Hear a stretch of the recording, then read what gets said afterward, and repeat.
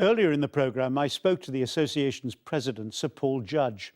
Another driving force is Sharon Bamford. The association's CEO is a job she combines with a successful business career. When we met for a chat, I started by asking her about the main themes of this year's conference.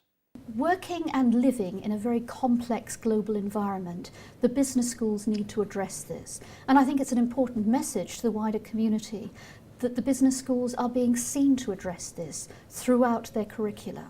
So we're looking at leadership, and our guest speaker, our keynote to open the conference, Klaus Schwab, is a great example not only of leadership in his own right, but also what he is doing in bringing global leaders together to discuss the really complex issues that business faces in today's environment. Are there any particular trends that you would highlight?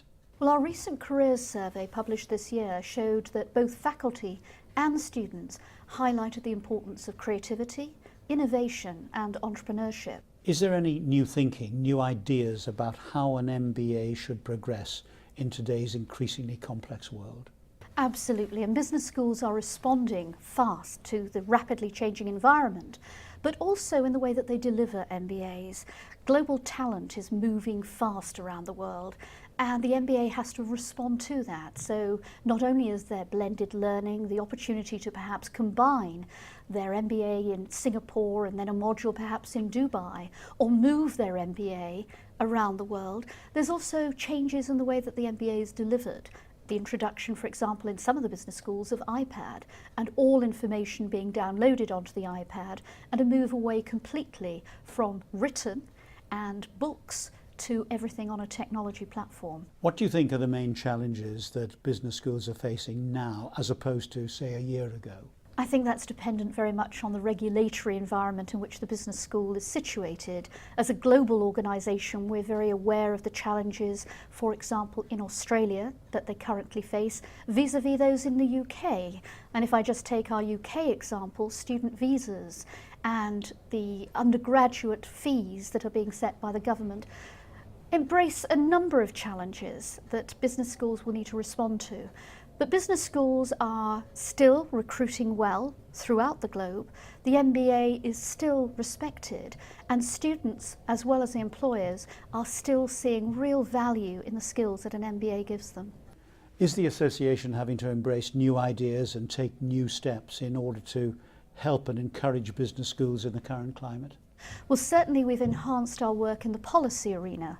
So we have been working with both the UK government and international governments on key regulatory issues that will affect the movement of global talent, the recruitment of students. And when we look at a business environment, a business school environment, students are moving around the world for internships. So an international student coming to study in Paris, as part of their MBA, they may be doing a consultancy internship in a company in China, and the following term on a study tour in Brazil. So this complex global world in which we work in has been embraced by the business schools, but not necessarily embraced by the visa and regulatory environment that we find ourselves operating in. So we're working with our governments around the world to highlight the importance of education, the economic importance and the economic contribution that MBAs themselves, with their knowledge and network, and the fees and spend that they bring to a local economy, how important that is to governments around the world, and how important these students as the next generation of global leaders are to governments.